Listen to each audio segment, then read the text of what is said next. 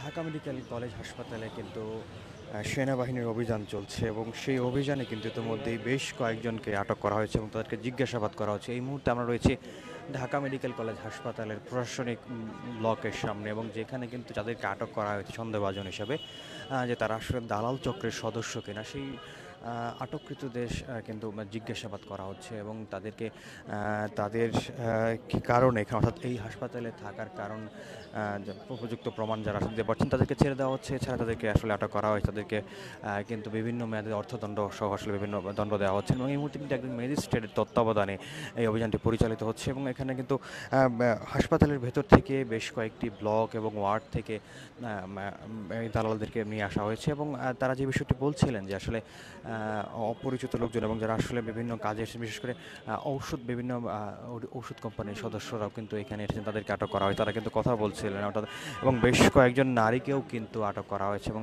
তারাও কিন্তু বলছিলেন তারা আসলে এখানে কাজ করেন এবং বিভিন্ন রকমের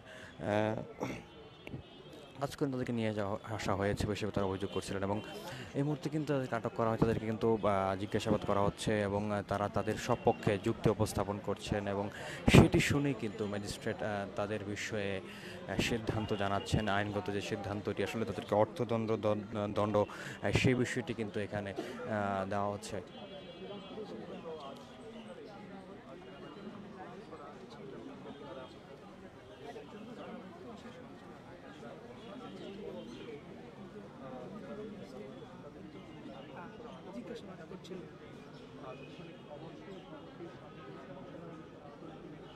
দর্শক, বেশ কয়েকজন নারীকেও কিন্তু আটক করা হয়েছে এবং তারা কিন্তু হাসপাতালের বিভিন্ন ব্লকে অর্থাৎ বিভিন্ন ওয়ার্ডে তারা কিন্তু থাকেন। এছাড়াও কিন্তু আরও কয়েকজনকে আটক করা হয়েছে, তাদেরকে কিন্তু অনেককেই কিন্তু হাত বেঁধে রাখা হয়েছে। এছাড়াও সেনাবাহিনীর সদস্যরা কিন্তু ভেতরে আরও অভিযান পরিচালনা করছেন, এছাড়াও কিন্তু পুলিশের সদস্যরাও এখানে রয়েছেন। তারা কিন্তু বেশ কয়েকজন নারীকেও কিন্তু আটক করা হয়েছে এবং তাদেরকে কিন্তু এদিকে বসিয়ে রাখা হয়েছে। এখানে কিন্তু একজন নারী সদস্যদের কথা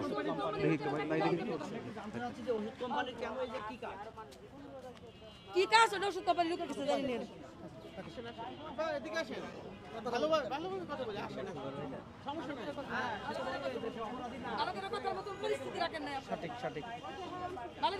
পরিস্থিতি রাখছেন আবার জিজ্ঞেস করেন।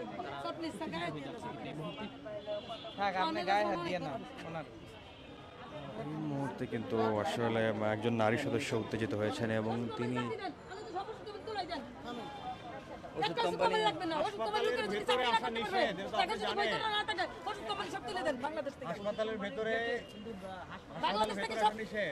বাংলাদেশ থেকে সকল ওষুধ কোম্পানি তাহলে তুলে দেন, যদি ওষুধ কোম্পানি লোকেরা চাকরি না করতে পারে।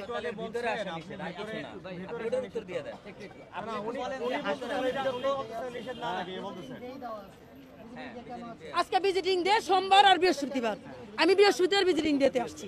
আমি এখনো ঢুকি নাই, আমার কলিগ ধরা খাইছে, আমি আমার কলিগকে নিতে আসছিলাম। এই যেমন আমার বস আসছে, আমি এরকম আসছিলাম, আমাকে আটকাই দিছে। কেন ভাই, কেন কেন ওটা উনাদেরকে জিজ্ঞেস করবেন, আমাকে কেন? না আমি জানি না, আমাকে কি জন্য আটকাইছে উনাদেরকে জিজ্ঞেস করবেন যে কেন আটকাইছে। সেটা উনাদেরকে জিজ্ঞেস করবেন, উনাদেরকে জিজ্ঞেস করেন, সেটা তো আমি জানি না, ওটা উনারা জানেন। Marshal Pharmaceuticals. আপনার এখানে কাজ ছিল কি একটু বলেন? আমার কাজ কি ছিল তখন শুনেন নাই, বলে নাই, বলে নাই তখন। আপনি বলেন তো যে আপনার কি কাজ ছিল সেটা বলবেন। এই যে আপনার সাথে কথা বলা ছিল আমার কাজ। আমার কাজ হলো ওষুধ কোম্পানির এই যে যারা যারা হরস্তা হয় না ছেলে ফেলে গুলো সবার বৈধতা দেন, আর নয়তো ওদেরকে চাকরি দেন। ওষুধ কোম্পানি লোকে করে হেনস্থা করবেন না। ওরাও মানুষ, ওরা চুরি করে খায় না, ওরা কাজ করে খায়। সকাল থেকে উঠে রাত 12টা পর্যন্ত এনে ওষুধ কোম্পানি লোকেরা কাজ করে খায়, চুরি করে খায় না। হয় ওদের বৈধতা দিবেন, নয়তো চাকরি দিবেন। আমরা শুনছিলাম আসলে একজন আটককৃত একজন নারীর কথা। তিনি যেমনটি বলছিলেন, তিনি আসলে তাকে নিয়ে আসা হয়েছে, তিনি একটি ওষুধ কোম্পানির সাথে জড়িত রয়েছেন, সেই বিষয়ে নিয়ে কথা বলছিলেন। এখানে কিন্তু বেশ কয়েকজন নারীকেও আটক করা হয়েছে এবং তারা কিন্তু হাসপাতালের ভেতরে বিভিন্ন কাজ করছেন বা তারা দাবি করছেন এবং তারাও বিভিন্ন কথা বলছিলেন। দর্শক আপনাদের কিন্তু জানিয়ে রাখি আজকে সকাল থেকে কিন্তু বাংলাদেশ সেনাবাহিনীর তত্ত্বাবধানে কিন্তু এই অভিযানটি পরিচালিত এবং একজন ম্যাজিস্ট্রেট রয়েছেন সেই ম্যাজিস্ট্রেটের তত্ত্বাবধানে কিন্তু সেই আটককৃতদেরকে জিজ্ঞাসাবাদ করা হচ্ছে এবং তারা কেন এখানে এসেছেন সেই সন্দেহভাজন এবং আটককৃতদেরকে কিন্তু জিজ্ঞাসাবাদ করে যদি উপযুক্ত প্রমাণ তারা দিতে পারছেন যে তারা আসলে কেন হাসপাতালের ভেতরে আসেন তাহলে তাদেরকে ছেড়ে দেওয়া হচ্ছে। এছাড়া অন্যদেরকে কিন্তু অর্থদণ্ড সহ বিভিন্ন ধরনের দণ্ড দেওয়া হচ্ছে এবং দোষী সাব্যস্ত হলে তাদেরকে কিন্তু সে ধরনের বিভিন্ন মেয়াদে কিন্তু তাদেরকে শাস্তি প্রদান করা হচ্ছে এবং সেই বিষয়টি নিয়ে কিন্তু সামগ্রিকভাবে কথা বলবেন বলে জানিয়েছেন এই সেনাবাহিনীর সদস্যরা।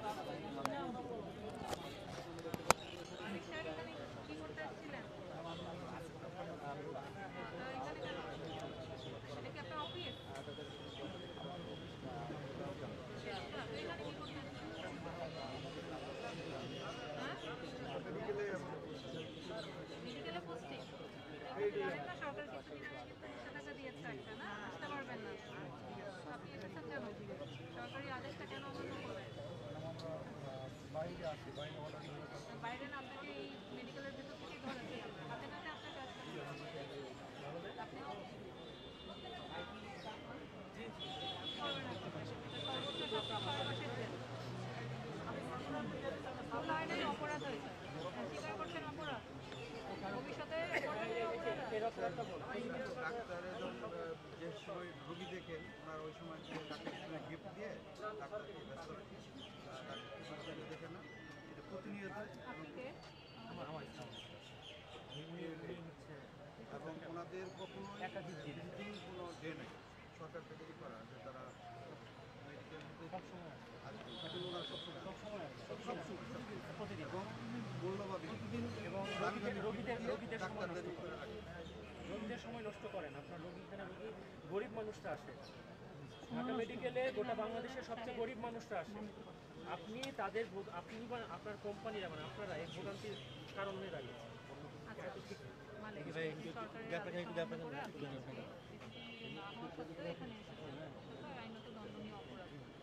স্বীকার করছেন স্বীকারোক্তির ভিত্তিতে আপনাকে আমি 15 দিনের কারাদণ্ড দিচ্ছি এবং 1000 টাকা অর্থদণ্ড দিচ্ছি 15 দিন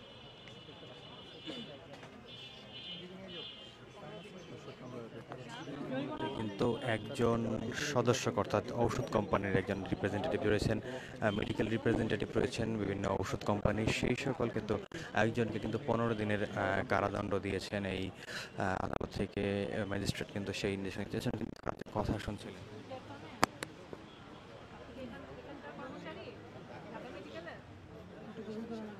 স্পেশাল কাজ এটা আবার কি জিনিস তো এটা যে মানে অপরাধ জানা আছে আপনার জানেন কতদিন ধরে আছেন 15 দিন এই যে 15 দিন ধরে কাজ করছেন কিন্তু 6 মাসের জেল খাটার মতো কাজ অপরাধ স্বীকার করছেন স্বীকারোক্তির ভিত্তিতে আপনাকে আমি 1 মাসের কারাদণ্ড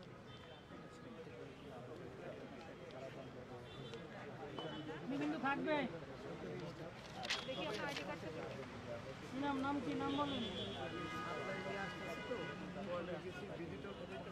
আপনার বাবা বীর প্রতীক একজন বীর মুক্তিযোদ্ধার সন্তান হয়ে আপনি আজকে এখানে ধরা পড়লেন কি কাজ করতে যেয়ে ধরা পড়লেন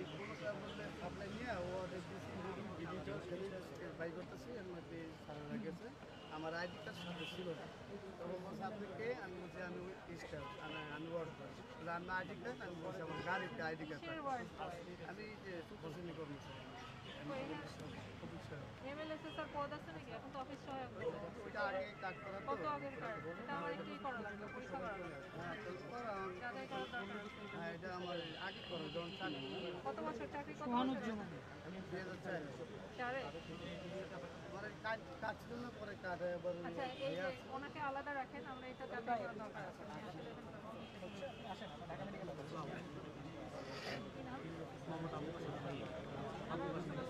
আপনার কি এখানকার কর্মচারী আছে ম্যাডাম যেহেতু ইন্ডিয়ান খাতায় যেহেতু ভিসার টার্ম দেওয়ার পরে আইডি কার্ডটা সেটা পড়ে আইডি কার্ড কই নিচে পড়ে আছে ম্যাম হাওড়ার গেটে। আপনার আইডি কার্ড ছিল আপনার আইডি কার্ড ছিল না তো? যখন আপনি করা হয় আমি আপনাকে আরেকটা আনতে পারি।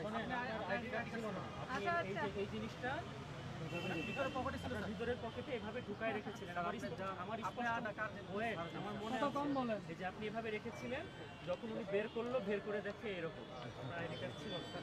এটার কারণ আচ্ছা, কি নাম বললেন? স্যার মোহাম্মদ আবুল হাসিম। আবুল বাশার। আচ্ছা, বাশার। ম্যাডাম আমি সামনে আছি ক্যান্সার সাপ্লাই। ক্যান্সার ম্যাডাম আপনি এখানে কি হিসেবে আছেন? পরিচ্ছন্ন করি ম্যাডাম। পরিচ্ছন্নতা কর্মী। সরকারি জি সরকারি ম্যাডাম ইন্ডিয়ান ক্যান্সার ইন্ডিয়া। পরিচ্ছন্নতা কর্মীর কাজ হচ্ছে আমি না পরিষ্কার। হ্যাঁ, তা আপনি এই কাজ করছেন কেন? এটা কি আপনার ম্যাডাম মানে করার? আমার ওয়ার্ডের মধ্যে ওয়ার্ড বয় কি হচ্ছে না এখানে আমি একাই মানে খুব পরোপকারী মানুষ আপনি। আমি একাই ম্যাডাম যাচাই করে দেখেন এর বিনিময়ে কি টাকা পয়সা নেন? লোক না না ম্যাডাম আমার রুগী লোক আসে জিজ্ঞাসা করছে ম্যাডাম রুগী লোক আসে জিজ্ঞাসা করুন ম্যাডাম হ্যাঁ জিজ্ঞাসা করুন স্যার ইনশাল্লাহ জিজ্ঞাসা করুন স্যার জিজ্ঞাসা করে যা আসতে স্যার ম্যাডাম দিবেন আমার এই সিস্টা সহ আসছে না। না, একে একটু যাচাই করতে হবে। আমাদের একে আলাদা আচ্ছা ঠিক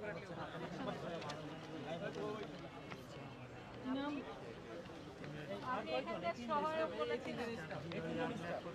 কার্ড কোথায়? এটা দেখতে হবে, এটাও রাখেন। একবার আসছিল স্যার, একবার আসছিল না একবার। কি নাম? মোহাম্মদ রমজান আলী মিটন। রমজান, এই কাজ করেন নাকি? আইডি কার্ডটা দেখি।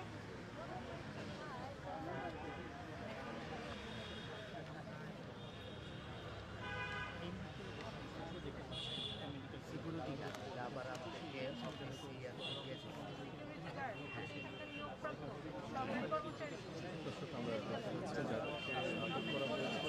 আমি ওইখানে আসছি রিসিভ করছি হ্যালো বলছি এই জন্যই ধরে ফেলেছে? হ্যাঁ কার সাথে কথা বলতেছি হ্যাঁ, ওনার বিরুদ্ধে অনেক অভিযোগ আছে। আপনার বিরুদ্ধে অনেক অভিযোগ। ম্যাম জিজ্ঞেস করেন যে আমি আসছি আপনি কি মানে আপনার যে দায়িত্ব তার বাইরে যে কি কাজ করেন বলেন তো? না এই আপনি ফোন দিয়ে সবাইকে বলছিলেন এই আর্মি আসছে আমি আসছি। না না না তাহলে আমার ফোনটা দেন আপনি কলার চেক করা যায় না, উনি কি আমাদের কর্মচারী? না আমার স্যার আমার কল রেকর্ডিং হয় আপনি শুনেন তাইলে আমি কাকে বলছি তাহলে তো আপনি বুঝতে পারবেন উনি কি এখানকার কর্মচারী? জি এটা যাচাই করতে হবে।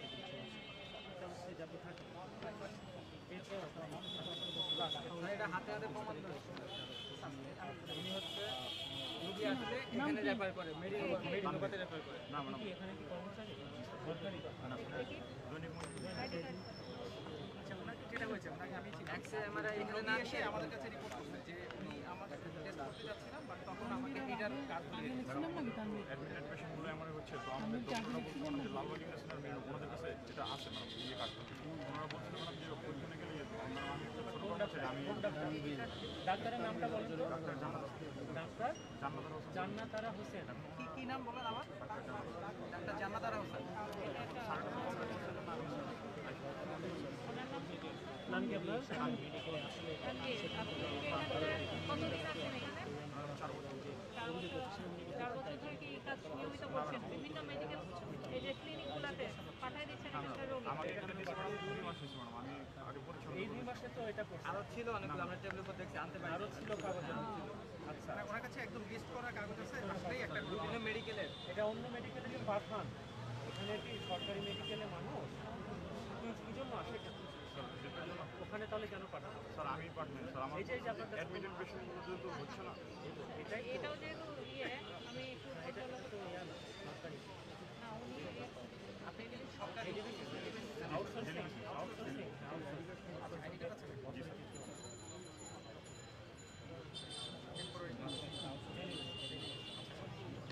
ডেলি বেসিস তো আমি ওনাকেও আলাদাই রাখি। আর আমরা রাখি আর আপনি ডাক্তারের নামটা যে বললেন ডাক্তারটা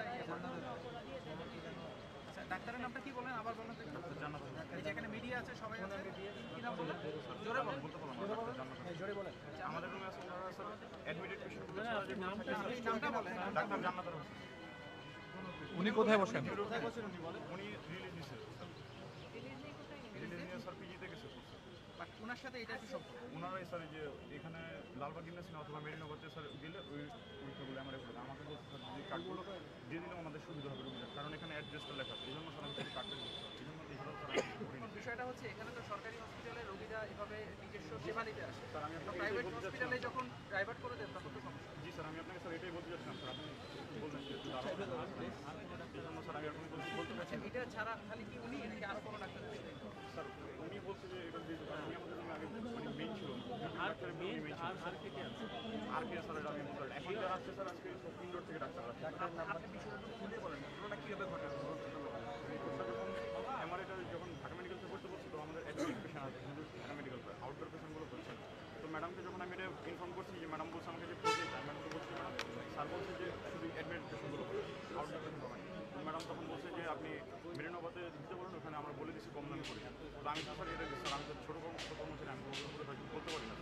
এই ম্যাডাম ওই ম্যাডাম নাম কি ম্যাডাম? ডাক্তার জানাতে উনি আপনাকে এই বলছে যে আপনি শুধু আমি তো এখানে এই নিউ আসছি ম্যাডাম, আমি 2 মাস আমি বেশি নিউ কোন বিভাগে? নিউরো নাম্বার দেখতে আমি নতুন আসছি ম্যাডাম। দর্শক আমরা শুনছিলাম একজন আটককৃতর কথা। তিনি যেমনটি বলছিলেন তিনি এখানে আউটসোর্সিং হিসেবে কাজ করেন এই ঢাকা মেডিকেলে, তবে তার হাতে কিন্তু একটি প্রাইভেট ক্লিনিকের নাম পাওয়া গেছে এবং তিনি রোগীদেরকে সেটি দিয়ে সেদিকে নিয়ে যান বলে আসলে অভিযোগ পাওয়া গিয়েছে এবং সেনাবাহিনীর সদস্যরা কিন্তু হাতে নাতে ধরে ফেলছে এবং তিনি তখন কিন্তু তিনি আসলে একজন ডাক্তারের নাম বলেছেন, ডাক্তার জান্নাতারা হোসেনের নাম বলেছিলেন এবং তার অধীনেই তিনি কাজ করেন এবং সেই কাজটা করছেন তিনি কিন্তু বারবার বলছিলেন সেই বিষয়টি। এই মুহূর্তে কিন্তু যারা নারী সদস্যরা আটক হয়েছেন সেই নারীদেরকে কিন্তু জিজ্ঞাসাবাদ করছেন এই যে ম্যাজিস্ট্রেট রয়েছেন তিনি।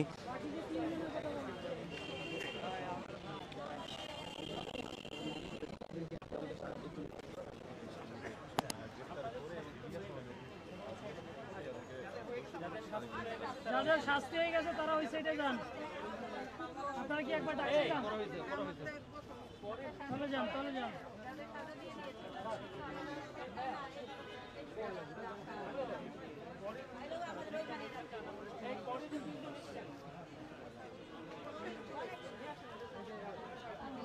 আপনাদের হয়ে গেছে না?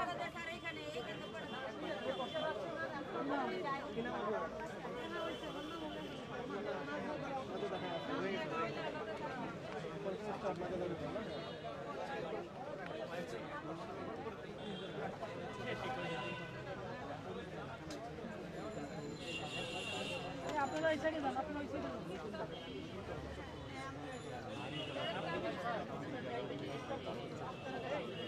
আরো আছে।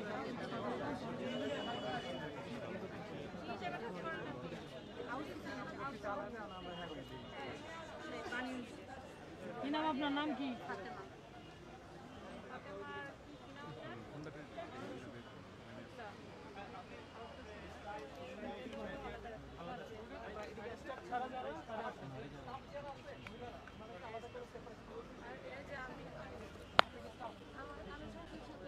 দর্শক এই মুহূর্তে কিন্তু নারী সদস্যকে জিজ্ঞাসাবাদ করা হতো, যাদেরকে নারীদের সকল সন্দেহভাজনকে আটক করা হয়েছে তাদেরকে কিন্তু এই মুহূর্তে জিজ্ঞাসাবাদ করছেন ম্যাজিস্ট্রেট এবং তিনি কিন্তু তাদেরকে এখানে আসার কারণ এবং উপযুক্ত প্রমাণাদি তাকে উপস্থাপন করতে বলছিলেন।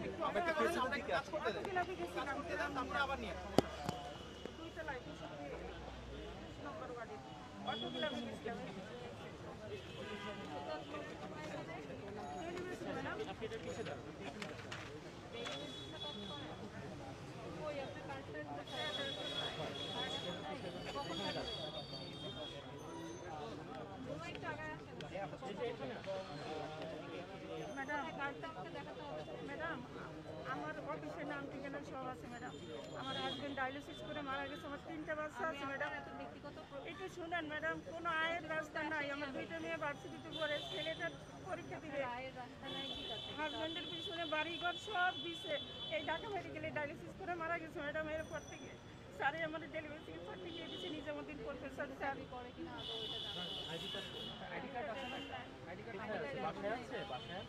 ম্যাডাম আমি লকডাউনে বাড়ি গেছিলাম, তখন আর আসতে পারি নাই। তখন আমার চাকরি হয়ে গেছে ম্যাডাম। হ্যাঁ ম্যাডাম, আমার অফিসে মাঝে মাঝে